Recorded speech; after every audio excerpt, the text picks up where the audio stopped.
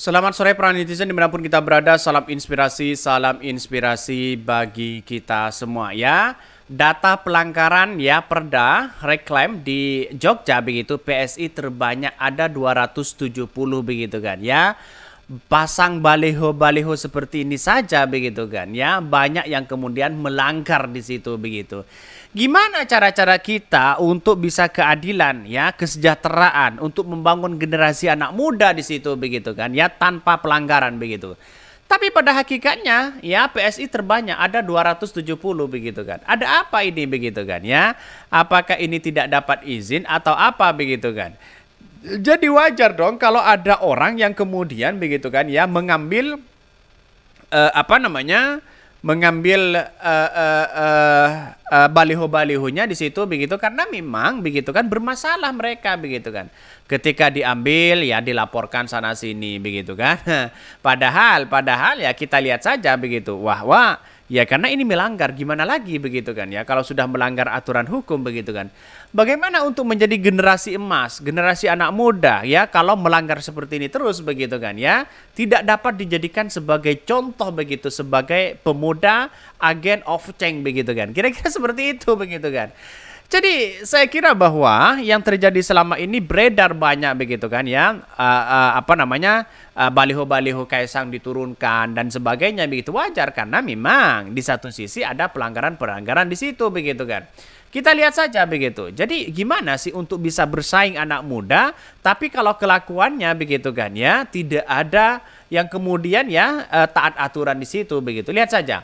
Data Satpol PP Kota Jogja PSI ternyata partai yang paling banyak melanggar pemasangan reklam di situ begitu kan ya. Memasang baliho-baliho seperti ini begitu kan asal pasang saja ya di keramaian situ begitu pada hakikatnya kan banyak yang kemudian melanggar di situ begitu kan ya. Bahkan di satu sisi duitnya dari mana katanya begitu ya.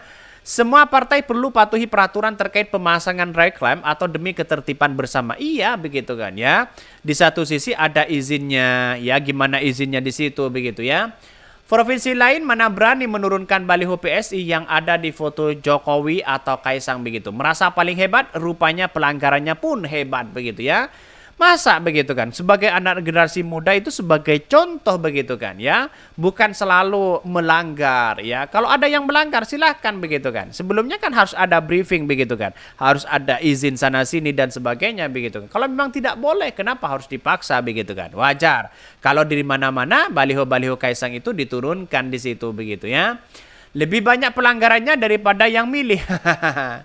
Di Jakarta aja banyak tuh spanduk dia yang paling santun dan gembira. Sampai gue males lihatnya katanya begitu ya. Itu berapa miliar begitu kan ya di situ begitu ya. Coba dijawab juga ya pura-pura buta tuli ya propaganda Pilpres santun 3 ya dan santuy begitu kan ya. Di lapangan pelanggaran paling banyak. Gimana ya? Maka saya katakan sejak awal gimana untuk bisa bersaing begitu kan dengan partai yang lain kalau tahu pada hakikatnya pelanggaran-pelanggaran itu terjadi begitu kan ya. Maka disinilah sebagai partai ya kecil begitu kan yang belum tentu kita apa namanya melihat bahwa PSI akan lolos di parlemen begitu kan ya dengan cara-cara seperti ini beredar wah luar biasa begitu baliho-balihonya begitu. Kan pertanyaannya apakah masyarakat ya punya trust ya terhadap PSI begitu. Punya kepercayaan terhadap PSI begitu kan. Seharusnya yang kita bangun itu adalah kepercayaan dulu baru baliho-baliho di situ begitu kan. Tapi pada kenyataannya ini baliho dulu ya apalagi balihonya melanggar pula begitu kan ya. Tapi kenapa sih ya kepercayaan hari ini sudah menurun kepada PSI begitu kan? Wajar karena di satu sisi melihat bahwa ya dengan hal-hal seperti itu begitu kan sudah muak dengan ya cara-cara seperti ini begitu kan. Masyarakat kan sudah paham seperti apa namanya yang terjadi hari ini begitu kan ya. Lihat saja data pelanggaran perda reklam di Jogja PSI terbanyak 270 begitu kan. Ya dari mana uangnya itu sebesar gede begini begitu kan ya. Ya terlepas di situ begitu kan ya semuanya diturunkan begitu. Penegak perda ya nomor 6 tahun 2022 tentang reklam terus dilakukan oleh Satpol PP Kota Yogyakarta. Dari data penegak pada Mei hingga November ini PSI menjadi paling banyak di situ begitu ya. Dari data Satpol PP Kota Yogyakarta 270 pelanggaran reklam yang dilakukan PSI, selanjutnya disusul PAN ya 126. Lalu kemudian Gelora 113, PDIP begitu kan 105 dan P3 443 ya. Selanjutnya Golkar ditemukan 42 pelanggaran reklam ya, Nasdem 36, PKS 33, Umat 28, PKB 21, Demokrat 19 dan Gerindra 6 begitu. Artinya sudah banyak kelihatan begitu kan ya, banyak yang kemudian ya kacau begitu, dari parpolnya sendiri juga sama begitu ya. Pelanggaran reklam juga terjadi di paslon capres-cawapres, pelanggaran yang tercatat masing-masing ya, Ganjar 45, Prabowo 17 dan Anies 7. Kita lihat saja mereka begitu. Pelanggaran terbanyak itu terkait dengan capres-cawapres yang dipasang, yaitu adalah Ganjar begitu kan ya. Setelah itu Prabowo dan Anies Baswedan yang ketujuh begitu. Lihat saja pelanggaran yang tercatat masing-masing di situ begitu. Artinya apa? Artinya reklam ini begitu kan ya, seolah-olah menjadi hal yang biasa, padahal itu ada undang-undangnya di situ begitu kan. Maka saya katakan sejak awal, bagaimana kita begitu kan ya bisa bersaing dengan yang lain, bisa dipercaya dengan masyarakat kalau pelanggaran-pelanggaran seperti ini dilakukan begitu kan. Apalagi di situ ya terkait dengan ya parpol begitu. Wah, paling banyak di situ ya PSI dengan PAN begitu kan ya, apalagi PDIP dan Gelora di situ begitu, apalagi P3 mereka ya.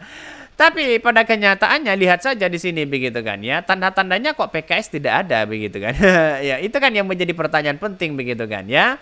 Jadi ya PKS ada 33 pelanggaran begitu. Jadi kalau cawapresnya kita lihat saja ya, cawapresnya itu ada Ganjar di situ begitu paling banyak begitu ya pelanggarannya begitu. Prabowo 17 dan Anies Baswedan 7 begitu ya. Wajar kalau memang ya diturunkan, banyak yang diturunkan baliho-baliho si Ganjar begitu kan, karena banyak bermasalah di situ begitu, apalagi si Kaisang begitu kan ya. Jadi artinya apa?